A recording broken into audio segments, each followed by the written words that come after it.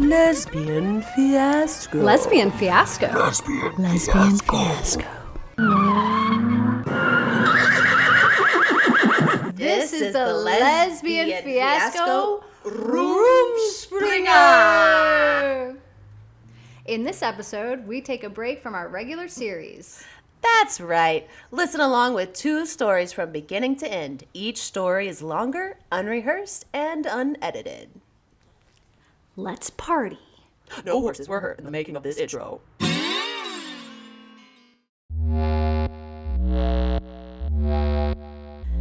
This is a Rumspringa. Remember.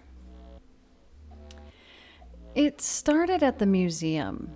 Wait. No, let me back up. It started at the restaurant. Wait. I need to back up further. No, it started much earlier.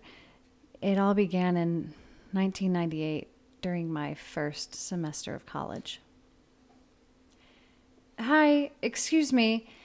Sorry, could you help me find Fresher Hall?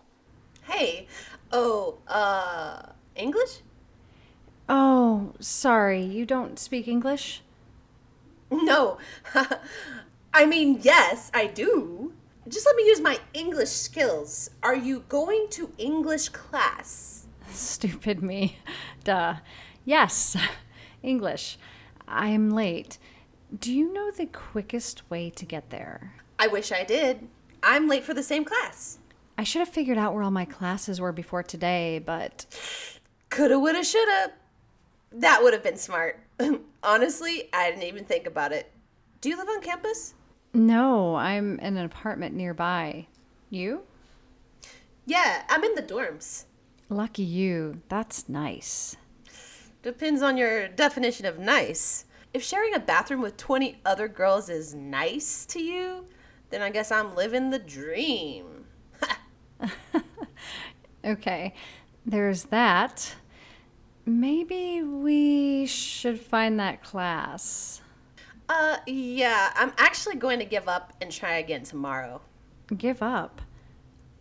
You're going to miss the first class? Yeah, it's just orientation day. I'll ask around later and find it Thursday. I think I'm gonna head to the library card cafe and bar down the block. Care to join? I don't know. I think I better not, but thanks. Okay. I'll see you in class. Wait. What's your name? Joan DeNoyer. I'm Sadie Stewart. I'll see you Thursday in English. Have a drink for me. Ha, will do. Maybe 2. Enjoy that orientation. If you change your mind, feel free to stop by. We can play some pool. Okay, thanks. Have fun, Joan.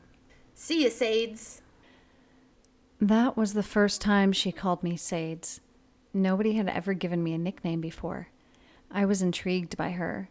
In my wildest dreams, it never would have crossed my mind that I could miss the first day of class. Her ability to spontaneously walk away and choose fun is one of the many characteristics I would soon become envious of. I was always a bookworm. Fun came last. Almost never, actually. For her, though, fun was at the forefront of her brain.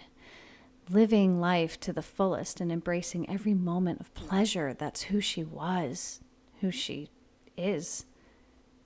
I found that class. She was right. The first of many rights. It was orientation. I had 15 minutes to spare. It was 2 minutes in and I regretted going to class, but if I didn't wait out until the end, I would be considered absent, so I needed to stay. I suppose having an absentee on my college record was also motivation to be present for even the most boring classes, but I found my thoughts drifting back to her smile. Not cocky, but confident, even with her crooked teeth. In our short interaction, I noticed her teal and silver jewelry. She wore leather. I would find out later they were pleather pants. She was a hardcore vegan for the next 10 years anyway. She decorated them with those little tiny pins you use to hem the bottom of pants when you go to a tailor. She had her own unique style. I gathered my things before class ended so I could be the first to the sign-in sheet. I bolted out of there and sprinted to the library card. I was intimidated. As I said before, fun was a rarity, so this atmosphere was completely out of my comfort zone. Still, I trudged on. I saw her immediately after entering. She was with some other people between two pool tables. I ordered a soda with lime and a basket of French fries. The soda water was flat and the fries were soggy. I watched her talk and laugh and play pool. She was terrible, almost always missed, but it was endearing somehow. A guy sitting next to me struck up a conversation, distracting me from Joan, but then... The seat taken? Hi again. She looked over at the guy who was chatting me up, as she would say. Friends? Oh, no, we just met, actually. Good. Come meet my friends and play some pool. I will warn you, I say my friends. They're acquaintances at best. I won't introduce you because, honestly, I don't remember anyone's name. Noted. Hey guys, this is my friend Sadie. You prefer Sadie? Do you hate nicknames? Sades is fine. Sades, do you play pool? I play a little bit. Before Joan could claim me as her teammate, another girl grabbed her arm and declared mine. She was marking her territory. She quickly became my nemesis. My teammate was a small guy who could barely bend over the table. It was fine, though, because I ran the table. By I play a little bit, I meant my dads were both pool tournament champions, and we had 2 pool tables in our basement. If I wasn't reading or doing schoolwork, I was playing pool. From that moment forward, I was known as Shark by most people in group settings. But not Joan. Joan never wavered. The way she looked at me when the game ended, it was like, you know, when a kid sees the biggest piece of candy they've ever seen? It was like that. She broke away from my now glaring nemesis. Wow, that was impressive. I can confidently say I would have never guessed you could fuck up a table like that. Why is that? Because I'm a nerd. Are you a nerd? No, really? I mean, if you consider someone who has never drank alcohol or smoked a cigarette and reads 2 books a week nerdy. Oh, that's next level nerd. 2 books a week? Are you okay? We are going to fix that no alcohol thing right now. Fix? What do you mean? What do you mean, what do I mean? We're in a bar. We are going to have a drink. Don't worry, you'll like it. Hey, bartender! 2 sex on the beaches, please, and 2 redheaded sluts. Redheaded sluts? Wait, 2? You are in college now. It's time to let loose and have some fun. You can nerd it up all day long. But when you're out with me, we are living it up. I drank that drink and I took that shot. Those would be my first of many that night. I was unaware of what would be in store the next day. I had an 8 a.m. class. That I slept through. I had an 11 a.m. class. I slept through that one too. I woke up to banging on my front door. My alarm was ringing. It was 2 p.m. My head was swimming and I felt nauseous. I made my way to the front door. It was Joan. I opened the door. She sprang in, loud and happy somehow. I tried to quiet her. She was holding a bottle of vodka. Did I wake you? It's 2:00. Wait, did you not go to classes today? Oh, bad girl. Very naughty, naughty girl. I ran to the kitchen and threw up in a trash can. Joan assured me that she knew what I needed. She said hair of the dog would fix me right up. I was under her spell. She could convince me to do anything. The first sip made me gag, but not long after I was ready to roll again. which is exactly what we did next. Drugs for the first time. We took ecstasy and danced in my apartment all night long. By morning, we lay there on my floor staring up at the ceiling in silence. I remember hearing wah, wah, wah, wah. There was a flashing in my eyes, and the bright sun made it worse. Joan jumped to her feet and exclaimed, English! Come on! We have to go. We have English class. I was taken aback. Did she really expect me to go out in public like that? I shook my head in defiance, panicking that someone would be able to tell I was doing drugs all night. She handed me a pill. Take this. It'll make you feel like a person again. You won't worry about a thing, promise. I'm going to wash my face, then we're going to go to English. Yay! She was right. I didn't care about anything, not even the class. I slept through most of it. This was my first week of college, and I had missed pretty much every class. Later that day, my dads called to check on me. A typical call. I couldn't get a word in. They just spoke over each other, answering their own questions and exclaiming how they just knew I was acing my classes. They were none the wiser, and why would they be? A week ago, I was the shining example of a perfect student and daughter. Joan came over again that night. I asked her if we could pump the brakes a little bit on the partying so I could focus on my classes. When you say pump the brakes, what do you mean?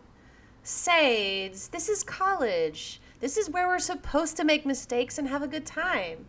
We have the rest of our lives to be stressed, miserable, and focused.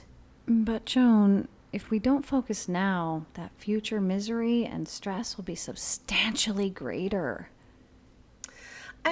Suit yourself, Sades. I'm going to smoke this joint. Are you going to smoke with me, or do I have to do this alone? This is kind of a weird time to call partying quits. It's the end of the week. We have, the whole weekend. At least let's have some fun through the weekend. Then we can pump the brakes. I guess. Yeah, okay. Okay? Deal? Great. Okay, it's settled.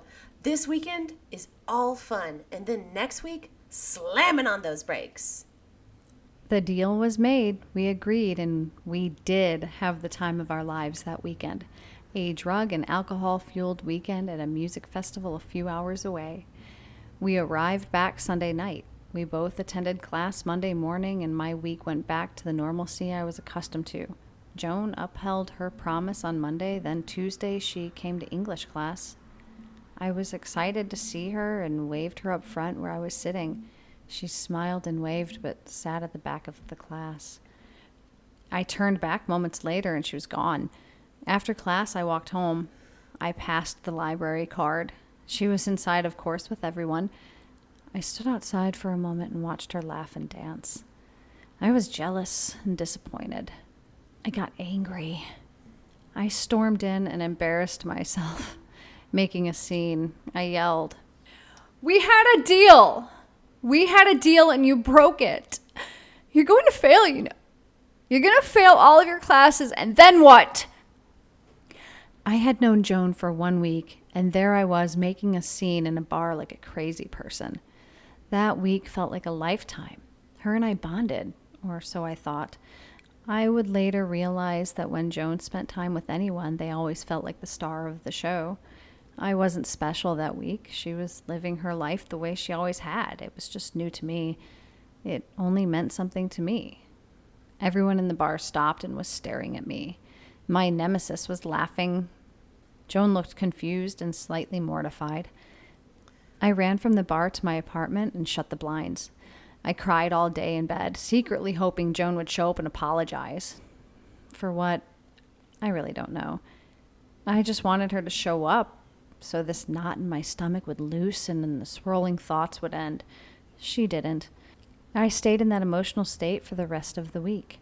My dads came to visit and knew something was wrong, but I denied it. I told them I was getting over some kind of food poisoning or something I caught from the library card. I would see Joan here and there throughout the semester. I always noted what appeared to be a look of longing or remorse. I convinced myself I was making that up. She never came back to another English class. We didn't speak again. Not until the restaurant, 2 years later. Hi, my name's Joan. I'll be your server. Sades. Wow, hey. It's been a while. How are you? In shock, that same knot in my stomach returned. Hi, Joan. Wow, this is unexpected. I'm good. I'm really good. How are you? I'm here. You look great. Are you still at the university? Yep. Yeah, I'm locked in for about 4 more years. What about you? Are you still? Nah, no.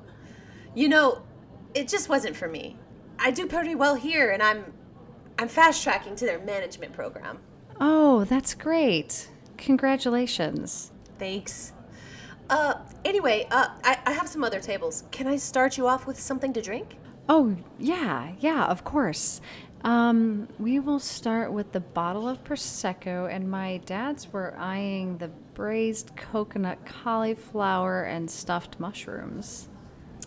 Nice choice, Dads. I'll be right back with your Prosecco and bread service. My dads could tell I was unsettled and asked if I wanted to go somewhere else.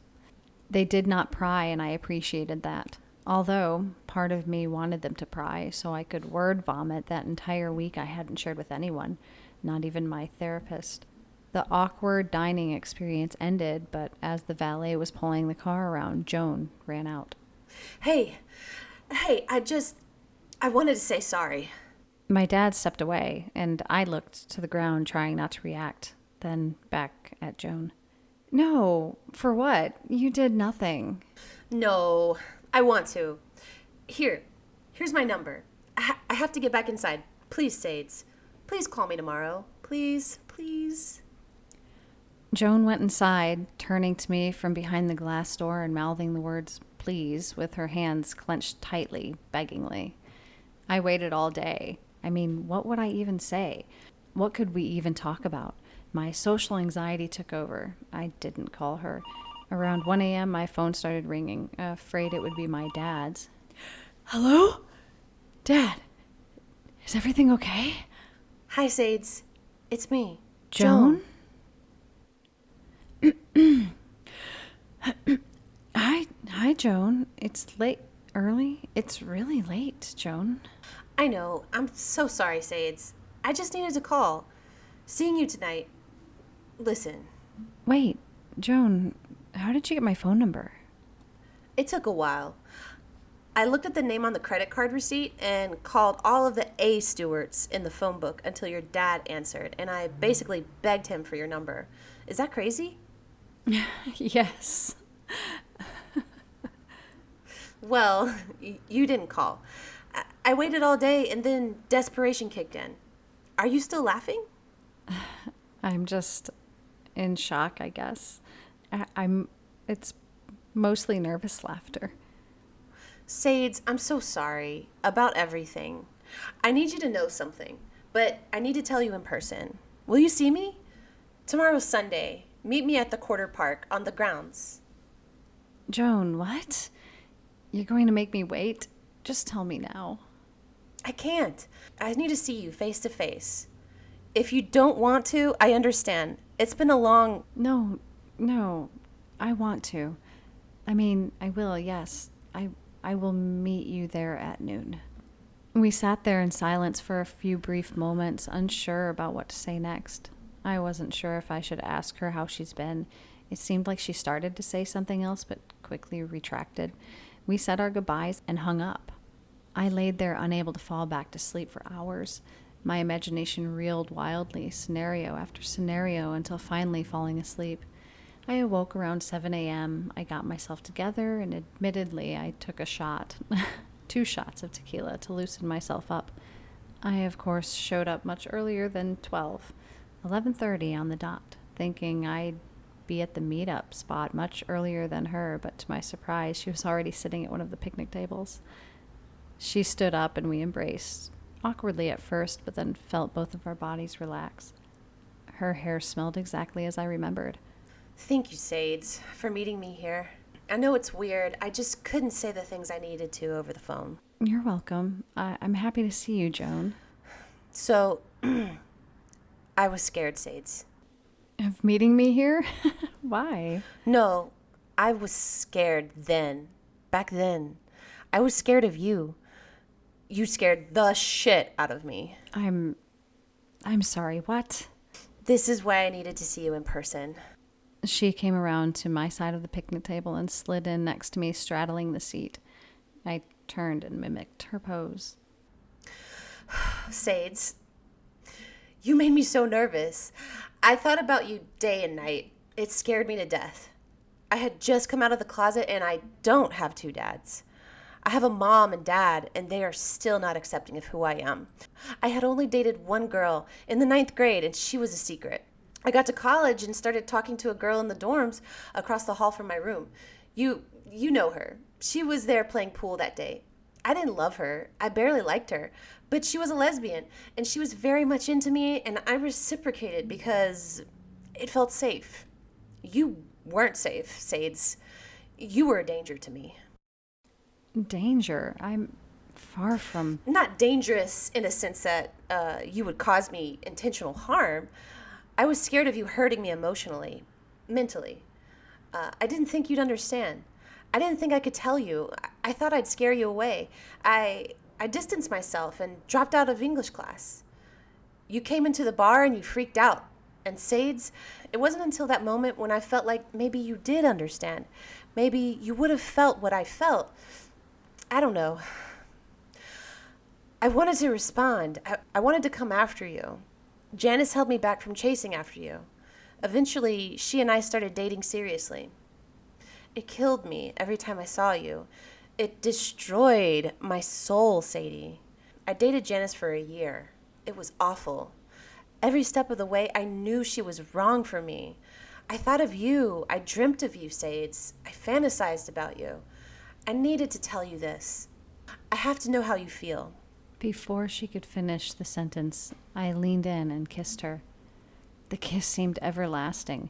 We spent the next 7 nights together. The level of intimacy is indescribable. It was the beginning of a long and beautiful relationship. She fast-tracked to management, and 3 years later, she was running a high-endish restaurant with goals of opening her own. I continued school, and she was the breath of fresh air I needed. That 3rd year, we took a vacation during my spring break and found an amazing museum. Wow, this place seems so surreal. Look at this. That's incredible. How does it spin like that? You're the engineer, you tell me. Not quite. Look at this room. This is so beautiful. How did they manage to make a graffiti room look elegant? 2 totally different worlds collide and become one to make something so beautiful. Like us. Exactly. Look, it says we have to put these glasses on for full effect. Gimme. They look like 3D glasses. There's some kind of blacklight glasses. Oh, wow. There's stuff written all over the walls. Joan, look at the ceiling. It's swirling. Sades, turn, look at this wall. Oh, what are you doing? Why are you down there? What's on the ground? Sades. The way she said my name was delicate and intense. It was palpable. I looked up, just behind her on the wall, and read the words as she asked them. Will you marry me? Yes. 1,000,000 lifetimes over. Yes. Yes, fuck yes. I love fucking my wife. That's good, because I love being fucked by my wife. We were married 6 months later. Small ceremony with friends and family. It wasn't legal, of course. It hadn't been legalized yet. But we did all of the things. I changed my last name. We did the whole power of attorney thing, joint checking, houses, cars, big purchases in both of our names. We were joined in all of the ways, making it as close to a legal marriage as possible. Our bond was unbreakable. I continued school and eventually graduated and began working for a large company and excelled quickly to their lead engineer. Joan went on to open her first restaurant. Our 10-year goal was to both have our own businesses. Becoming successful in entrepreneurship is stressful. But still, we leveled each other out perfectly. We had very few disagreements, and when we did, we always found common ground quickly, and the discussion would end. It was perfect. Until it wasn't. I opened my own business, and she opened another restaurant. She was the breadwinner our entire relationship. But eventually, that changed. God damn it, Sadie, look at this. It's all over the fucking place. I didn't do it on purpose. I got distracted? You got fucking distracted. I'm sorry. Sorry. Sadie, it's always sorry. But guess who is going to clean this up? As if I have time. Can you please calm down? Calm down? You want me to calm down? There's water everywhere. How does someone let the sink overflow? Not once, not twice, but this is the third time, Sadie. You clean it up. I had to take an important call. Yeah, I'm sure you did. Greta again? No response. There's my answer. You clean this fucking mess. I have to go to my restaurant because there was a break-in. You're not the only one who has shit going on, Sadie. She had stopped calling me Sades. It felt like a punishment. She became so resentful and jealous. My first client was a very wealthy woman. She was a long-term client. I didn't have feelings for her. I wasn't attracted to her by any means, but I could never convince Joan otherwise. She felt threatened. Threatened by her wealth, her beauty, her local celebrity status as a successful businesswoman. We did well financially, but Greta was beyond doing well. Joan always said Greta had ulterior motives. To say Joan and I were on the rocks is an understatement. One day she asked me to have dinner with her. It had probably been months since we sat down together, so I was actually looking forward to a dinner at our favorite local spot. Little did I know. Sadie, I can't do this anymore. I thought it was just the stress of your company, but it's so much more. It's me. I'm not happy. Do you remember the last time we even touched each other? We've been busy. Fact is, Sades, people make time for what's important to them. She called me Sades. The way she said it made my heart drop to my stomach and my stomach shoot to my throat. My eyes welled, and it suddenly felt like I was sitting there alone in darkness.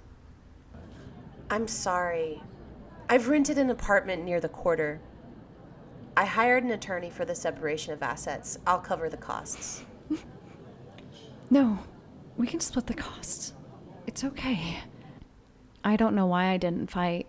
In hindsight, I think that's what she wanted. I remember her facial expression going blank.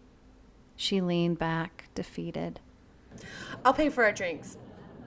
I won't be coming home tonight. I'll go straight to the apartment. What about your things? I think you need your things, and I was there earlier and moved all my stuff. You were with Greta all day. I knew I wouldn't get a check-in call, and there was no chance you'd come home. Is this what this is all about? And so much more. I'll see you around, Sades. She left. Joan handed the server some cash on her way out and left. Other than a few legal meetings here and there, we were never in the same room again. She made sure of that and guarded herself well. I made feeble attempts to talk to her, but she stayed strong. I'm sure she felt some kind of bittersweet, gratifying win when she heard about me and Greta. We began dating about 6 months later. Turns out Greta did have ulterior motives. Joan was right again. I guess I was oblivious. Maybe I wasn't.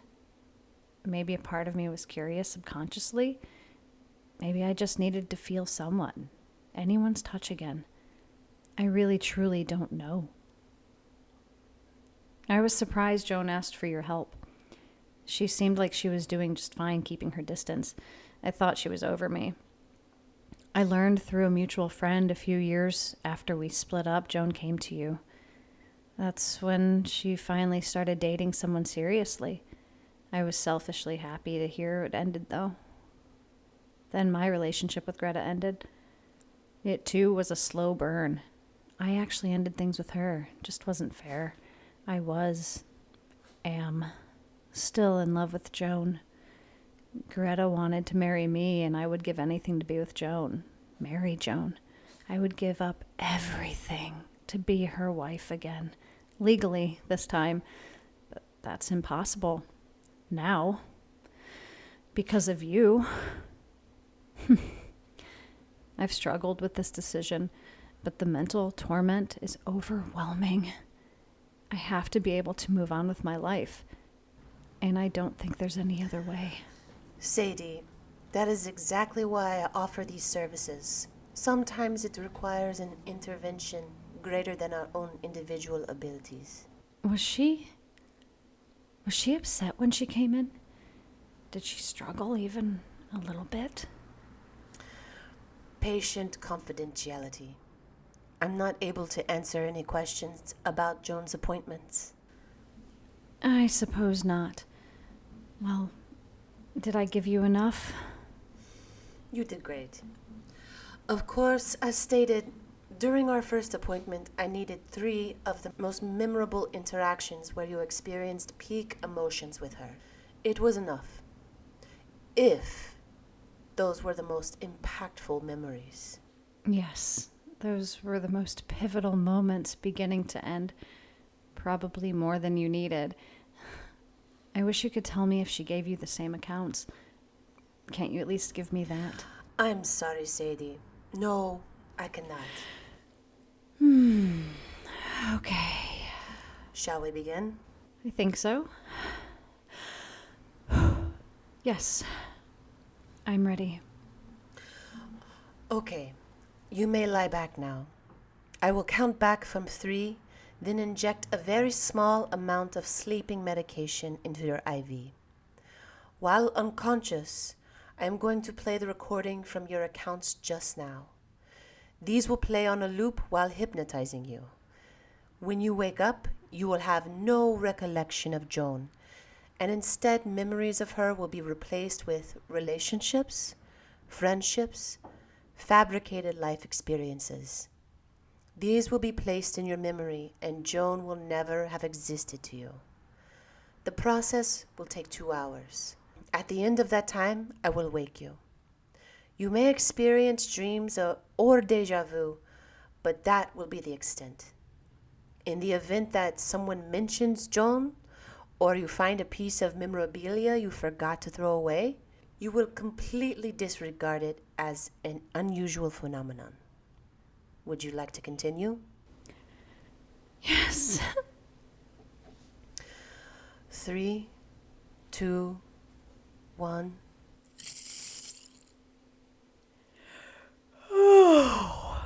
Wow. How are you feeling? So relaxed. That must have been the best massage of my life. Oh, I feel so good. I'm glad you enjoyed your massage. Any dizziness or nausea? No. Nope. But thank you for asking. I feel great. I could conquer the world. Well, that works perfectly. Go conquer. Didn't you say earlier you have something to attend? Oh, I almost forgot. I have an entrepreneurs meeting. Yes, in about an hour. Shit, I have to go. I'll step out. You get dressed, and the receptionist will check you out at the front desk. Thank you so much, Sadie. I hope you have a wonderful day.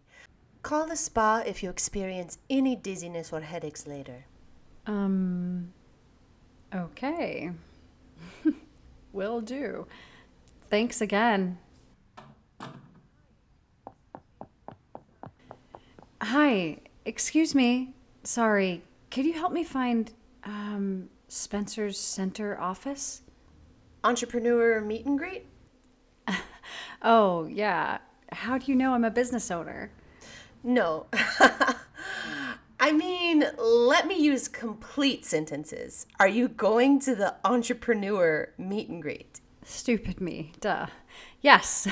Do you know the quickest way to get there? I wish I did. I'm late for the same event. I should have figured out where I was going before today, but... Coulda, woulda, shoulda. That would have been smart. Honestly, I didn't even think about it. Uh, you have a business around here? No, I'm on the other side of town. You? Yeah, I'm just a few blocks away. Lucky you. That's nice. Depends on your definition of nice. If sharing the same building with 20 other asshole business owners is nice, then I guess I'm living the dream. Okay, there's that. Maybe we should find that meeting. Yeah, I'm actually going to give up and grab a drink. Give up. This is the registration to join. Yeah, I'll ask around later and find it next Monday. I think I'm gonna head to the Lilac Cafe and Bar down the block. Care to join?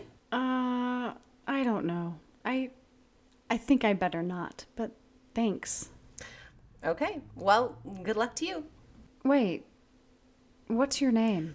Joan. Joan DeNoyer. I'm Sadie. Stewart. I'll, see you Monday? Have a drink for me. Will do. Maybe two. Enjoy that registration. If you change your mind, feel free to stop by. I can kick your ass at pool. Okay, thanks. Have fun, Joan. See you, Sades. The end.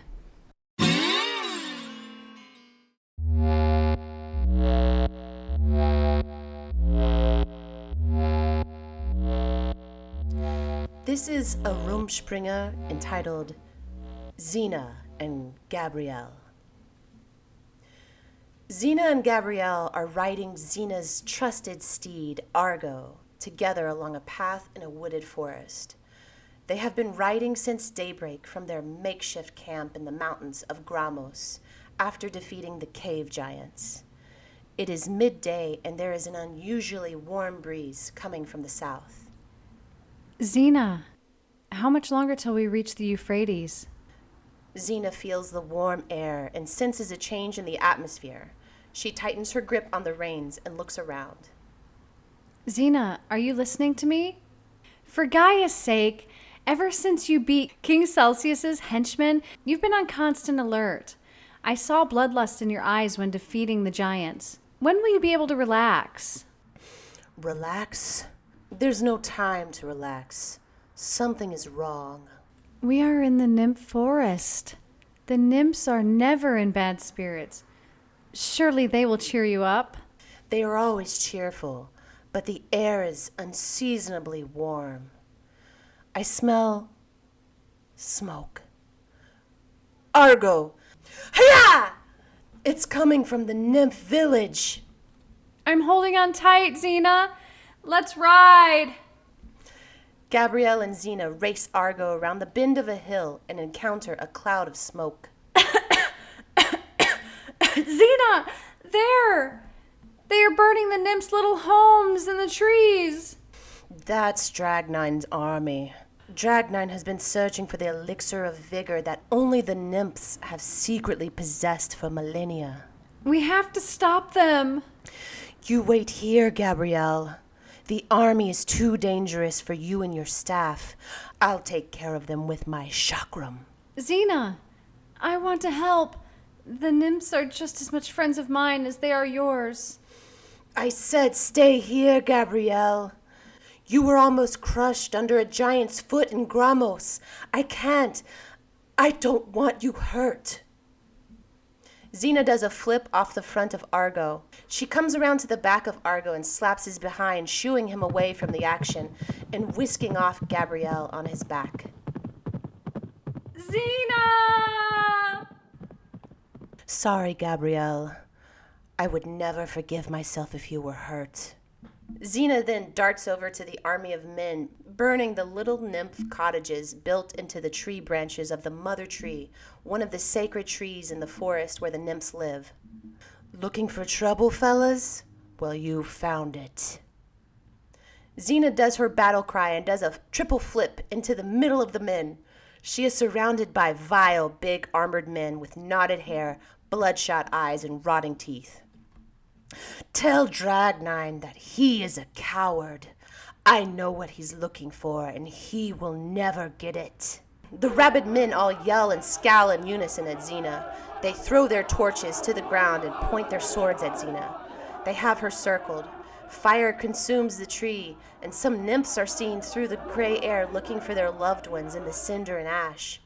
Xena makes eye contact with the leader of the army. Reflections of the wildfires glint in Xena's eyes. And then Xena throws her chakram that slices the men's swords in half, one by one. Unarmed, the men all jump at her, but she evades them with a leap up to a branch of the burning sacred tree. She holds onto the tree while all the men look confused in the cloud of smoke below. It is too smoky for them to understand what happened. Did she vanish? They all look around at each other in frustration while Xena holds onto the branch above. Just then she hears nymphs screaming. Her little friends are in trouble. She lets go of the branch and attacks the remaining army. She is outnumbered, but the princess warrior easily defeats the rest of the men, and the survivors run off deep into the woods in defeat. She won the battle, but the village is burning. Suddenly, a heavy burning tree branch falls from above her with a snap.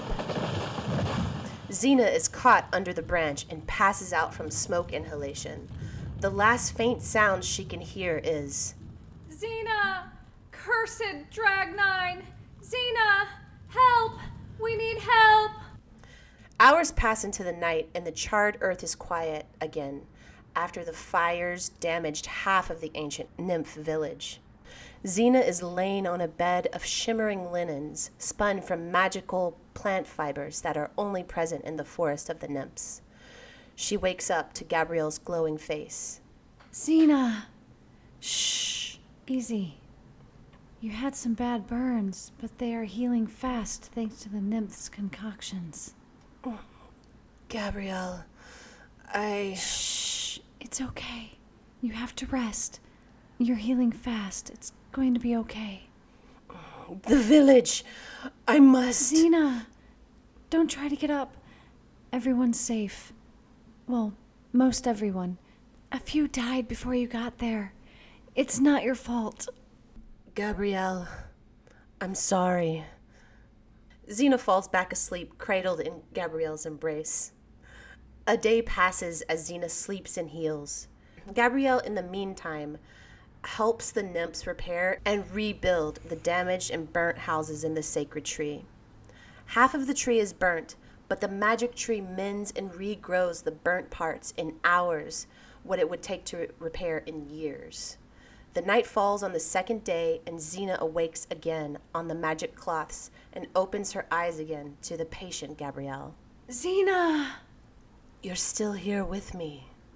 Well, I have been busy all day repairing the nymph homes and making new friends. We are all safe. Dragnine! Dragnine! I must kill him. Shh! Xena, can't that wait? Your burns were bad. They have miraculously repaired thanks to the nymphs, but you are still weak. I am not weak. Where's my sword? And my chakram? And my armor?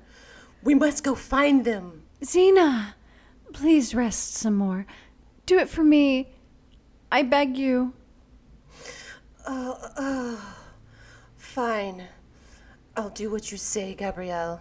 The nymphs have prepared some herbal remedies in the healing hot springs. Do you have the strength to get up and walk over there? Of course I do. I can... Ow! Ouch! Easy, easy. Let me help you. Your body is still healing. Gabrielle helps Xena up slowly and methodically and aids her to walk down a floral path to the hot springs. There are lanterns all around the springs. Flowers are draped around the edges of the steaming water. Gabrielle helps Xena into the water and removes her robes to unveil her naked body. Gabrielle quickly disrobes and jumps in right after Xena. The nymphs put one drop of the elixir of vigor into the warm waters as one of their properties of restoring Xena back to health. Her body sighs with relief. Here, sit right there. Let me bathe you. Gabrielle picks up a sponge and starts squeezing water on Xena's back. Xena, I could have helped you, you know. You didn't have to defeat that army all by yourself. Yes, I did have to. And I did defeat them. But you still needed help when the tree branch fell on you. I'm glad I finally turned Argo around from running away. I could have saved you from that tree ever falling on you if I was there the whole time. Sometimes we all need help, Xena. Even a warrior like you. I was afraid. Xena? Afraid? I don't think I've ever heard those words uttered from your mouth. Well, there's a first time for everything. I watched in slow motion that giant's foot coming down right on top of you. I panicked. I felt fear for the first time. But you saved me by throwing a boulder at the beast and his foot just missed me. You saved me, like you always have. It was different than other times, Gabrielle. Different how, Xena? I don't know. Just different. Ouch! It's okay. There. Does this feel good if I massage you there? It does. You're right. I was wrong. I shouldn't have made you flee. I just can't fathom you getting hurt. I fear it more than anything. And that upsets me. It makes me act irrationally, and I could make the wrong decision. I can't make bad decisions like that. I feel like I have to remove you from the fight. I have free will, Xena, and I choose to be by your side. I do what is right, Gabrielle. And I do too. There is no place I'd rather be than by your side. It's too dangerous. You are too close to my heart. I can't lose you. You have to recognize what is in my heart, Xena. Feel it. Feel my heartbeat. Gabrielle leads Xena's hand to her bare, wet chest. Both Xena and Gabrielle's hearts start racing, sitting in the hot springs face to face, inches away from each other. Gabrielle, I'm a warrior, forged in the heat of battle. I can't feel like this for you. It hurts too much. Xena, you are the most caring person I have ever known to exist. You fight for what's right. Don't push me out just because you think it makes you any lesser of a warrior. I want nothing more than to be by your side. It's dangerous. I have to fight Dragnine. I have to seek justice. We will do it together. One day soon. But I'm here with you. Now. Gabrielle, Xena, I love you. I know you love me too. You don't have to say it. Gabrielle. Here, let me wet your hair. I'm feeling this elixir the nymphs put in here. It's making my whole body tingle. You know, the nymphs offered us all their dinar for our help. It is hundreds of dinar. It would make us rich as kings, but I told them we couldn't accept it. I know you wouldn't. I was right to assume that, wasn't I? Mm-hmm. We could retire to a small cottage in the valley and have a small farm. We could never have to worry about all the ruthless warriors and kings trying to enslave innocent people. Or Ares having his way inciting war among the masses. I guess it's just a dream to hope for peace. Peace is what we fight for. You restore peace everywhere you go. Gabrielle, stop. Stop talking. I want to say Yes, Xena? I love you, Gabrielle. Xena turns around to lock eyes with Gabrielle. Xena leans into Gabrielle's ear and whispers, I love you for eternity. Xena and Gabrielle kiss for the first time in the hot springs. Their bodies wrap together and they do not stop kissing. Both Xena's lips and Gabrielle's explore each other's bodies. They release their passion, freeing it from their hearts. The heart of the warrior finally releases all the love and affection she always wanted to give to Gabrielle, and Gabrielle finally receives and shows the love she has always wanted to show Xena. It was always there. In the morning, Xena and Gabrielle wake up wrapped in an embrace on the magic cloths. The nymphs are all happy to see the two awake and give them their cleaned and repaired clothes back. The queen of the nymphs again tries to pay Xena and Gabrielle all the dinars that the village has, but they do not accept it. They mount Argo and forge ahead on their journey to the castle of Dragnine to avenge the fallen nymphs and to put a stop to Dragnine's evil plans. Together. The end.